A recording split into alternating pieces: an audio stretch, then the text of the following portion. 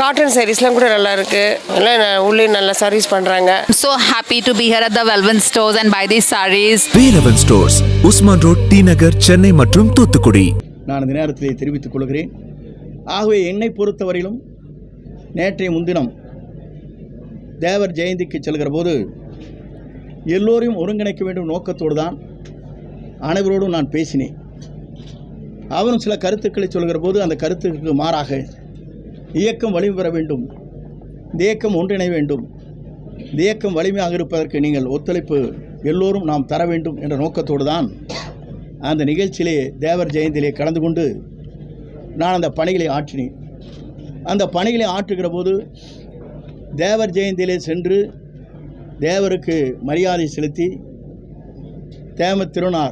திருமகனாருடைய அந்த பூஜையிலே கலந்து கொண்டு எனக்கு கிடைத்த பரிசு தான் எனது இயக்கத்திலிருந்து நீக்கப்பட்டிருக்கிறது என்பதை நான் இந்த நேரத்திலே தெரிவித்துக் கொள்கிறேன். ஏன் இதை சொல்கிறேன் என்று சொன்னால், ஒரு தியாகம் செய்து தேசிய தலைவராக எல்லோராலும் போற்றப்படுகிற, எல்லோராலும் நேசிக்கப்படுகிற ஒரு தலைவருடைய விழாவிலே கலந்து கொண்டு நீக்கப்பட்டவரோடும் பேசியது உண்மை. நீங்களும் இந்த இயக்கத்திலே வலிமை சேர்ப்பதற்கு நீங்களும் ஒத்துழைப்பு தர வேண்டும் என்று அவரிடத்திலே நாங்கள் பேசியிருக்கிறேன். நான் அதை மறுக்கவில்லை. ஆனால் இன்றைய நிலையிலே அவர் சொல்வது திராவிட முன்னேற்றக் கழகத்துக்கு நான் உறுதுணையாக இருப்பதாக ஒரு கருத்துக்களை வெளிப்படுத்தி இருக்கிறார்.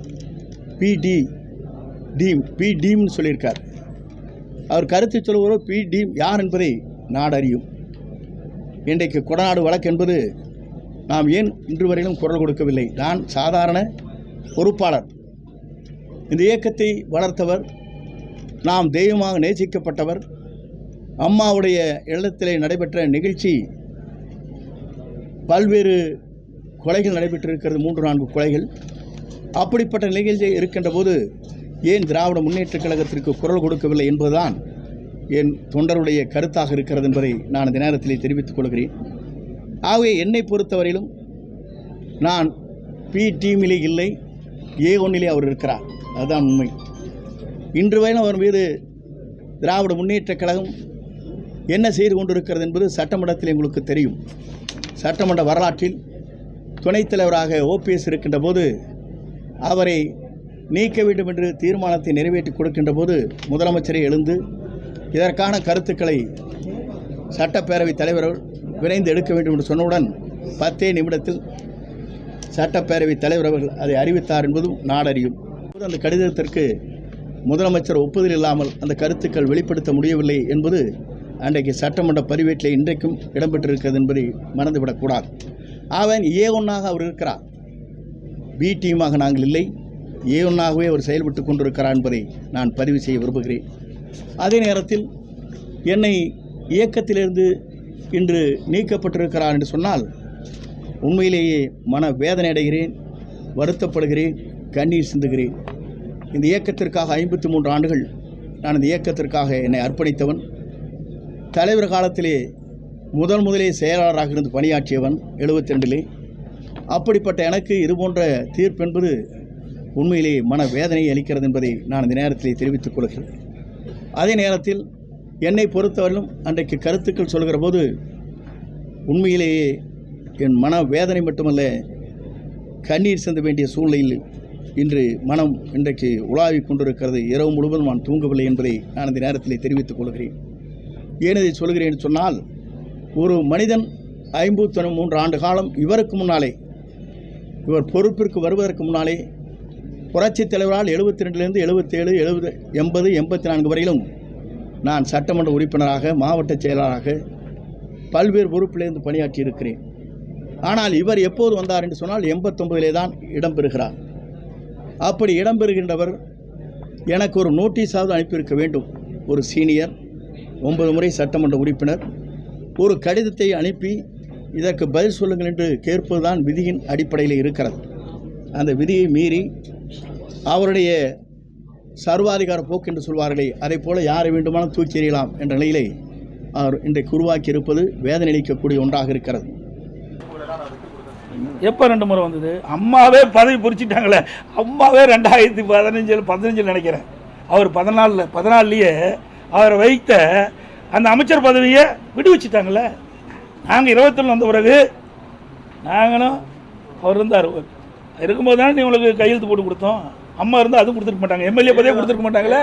இறப்புக்கு பிறகு சார் கூவத்தூர்ல அவருக்கு தான் ஃபர்ஸ்ட் வாய்ப்பு. எங்க வாய்ப்பு கிடைச்சிருந்தா? இப்போ இவருடைய எண்ணங்கள்லாம் எப்படி இருக்குன்னு உங்களுக்கு நல்லா தெரியும். இன்னைக்கு எம்எல்ஏ தான் தேர்ந்தெடுக்கணும். எந்த எம்எல்ஏ இவர் தேர்ந்தெடுத்தாங்க? இவரோட எத்தனை பேர் வெளியே போயிருக்கிறாங்க சொல்லுங்க, எங்களோட எத்தனை பேர் இருக்கிறாங்க? ஆக அத்தனையும் ஒரு பொய் செய்திகள். இவர் மாய உலகத்தை மக்களை உருவாக்கி அந்த பகுதியில் ஒரு சிற்றரசு போல நடந்துக்கிட்டு இருந்தார். இன்றைக்கு அந்த பகுதி மக்களுக்கு விடிவு காலம் பிறந்திருக்குது, சுதந்திரம் பெற்றிருக்குது. அதனால தான் அங்கே இருக்கிற நகர செயலாளர், ஒன்றிய செயலாளர்லாம் இன்னைக்கு இனிப்பு வழங்கிட்டு இருக்காருன்னா அவருடைய செயல்பாடு எப்படின்னு பாருங்க. சார், உங்களை தற்காலிக பொதுச் செயலாளர்னு சொல்றாரு. நீங்க எடுத்த நடவடிக்கை ஏற்கனவே இதுல 6 பேர் 7 பேர் இதுல கோர்ட்ல இருக்கிறாங்க. அதனால இவர் தற்காலிக பொதுச் செயலாளர் தான், சட்ட ரீதியாக சந்திப்பேன் அப்படிங்கிறார். ஊடகத்துக்கும் பத்திரிக்கையும் தெரியாதா? நீங்க கேள்வி கேட்குறீங்களே, ஊடகத்துக்கும் பத்திரிக்கையும் தெரியுமா தெரியாது? தெரியுமா தெரியாது? அது வேண்டாங்க. நீங்க வேணும்னு போட்டு கொடுத்து வாங்க வேண்டாம். ஊடகத்துக்கும் பத்திரிக்கையும் அதிமுக பொதுச் செயலாளர் யார் என்று தெரியுமா தெரியாது? தெரியாதுன்னா விளக்கம் சொல்றேன், புரியுதா? இதெல்லாம் நீதிமன்றத்தின் மூலமாக நாங்கள் கிடைக்க பெற்றோம். அங்கே தேர்தல் ஆணையத்தின் மூலமாக கொடுக்கப்பட்டது. தேர்தல் நடத்தி முறையாக பொதுச் செயலாளர் அறிவிக்கப்பட்டது. புரியுதுங்களா? அவருக்கு ஏதாவது சொல்ல வேணும், அதுக்காக சொல்றாரு. அந்த கேள்வி நீங்க கேட்க வேண்டாம். உங்களுக்கு பத்திரிகை ஊடகத்துக்கு அத்தனை பேருக்கு தெரியும் எத்தனை ஆண்டு காலம் இந்த கட்சியில் வழக்கு நடந்திருக்குது. உச்சநீதிமன்ற வழக்கு எப்படி, உயர்நீதிமன்ற வழக்கு எப்படி, உயர்நீதிமன்ற பெஞ்ச் எப்படி, தேர்தல் ஆணையம் எப்படி, தேர்தல் ஆணையம் அங்கீகரித்து எல்லாமே தெரியும். ஒரு தேர்தலும் நடந்து முடிஞ்சிட்டு, 2024 தேர்தலும் நடந்து முடிந்து விட்டது. தீர்மானத்துக்கு கையெழுத்திட்டாங்க. அதே போன்று கட்சி அலுவலகத்துல போய் தரகரவா தாக்குதல் நடத்தினாங்க. இப்படிப்பட்டவர்களை மீண்டும் கட்சிக்குள்ள சேர்க்கணுங்கிற செங்கோட்டையனோட முடிவு வந்து எதை நோக்கி சார் இருக்கு? குறிப்பா கட்சியை வழிபடுத்தணும் இருக்கா? அதான் உங்களுடைய வளர்ச்சி பிடிக்கலையா? பிடிஎம் சார் அவெல்லாம் திமுக கூட சரணடைஞ்சிட்டாங்க. கிட்டத்தட்ட ஓராண்டுக்கு முந்தைய கிட்டத்தட்ட 20 நிமிடம் தலைமை கழகத்தில் திரு ஸ்டாலினோட சந்திச்சு திரு செங்கோட்டையன் பேசியிருக்காரு. ஆமா, நிரூபி. எப்படி ஏடிஎம்னு நிரூபி? நான் சட்டமன்றத்தில் இப்படி பேசிட்டு இருக்கிறேன். அவர் எங்கேயாவது திமுக பத்தி குறை சொல்லி பேசியிருக்காரா? சொல்லுங்க பார்க்கலாம். சட்டமன்றத்தில் நாங்கள் பிரதான எதிர்க்கட்சி என்ற முறையில் தெளிவாக நாங்கள் பேசணும். அதே மாதிரி பொதுக்கூட்டத்திலையும் பேசணும், ஊடகத்திலையும் பேசணும், பத்திரிகையிலையும் பேசணும். அப்படி எங்கேயாவது திராவிட முன்னேற்ற கழகத்தை தாக்கி பேசியிருக்கிறா? நான் சொன்ன ஏற்கனவே அந்த படம் பாருங்க. அந்த படத்தில் அம்மா படம் இல்லைங்கிறாரு, பெரிய வாதங்கப்பட்டிருக்காரு. யாரோட போய் சேர்ந்து பண்றாரு? இதாங்க பிடிஎம்ங்கிறது. இதுக்கு மேல என்ன விளக்க வேணும்? அம்மா படம் இருக்குதா? தலைவர் படம் இருக்குதா? அப்ப யாரோட இணைந்து பணியாற்றி கொண்டு இருக்கிறான் என்று ஊடக நண்பர்களும் பத்திரிகைக்கும் தெளிவா தெரியும்.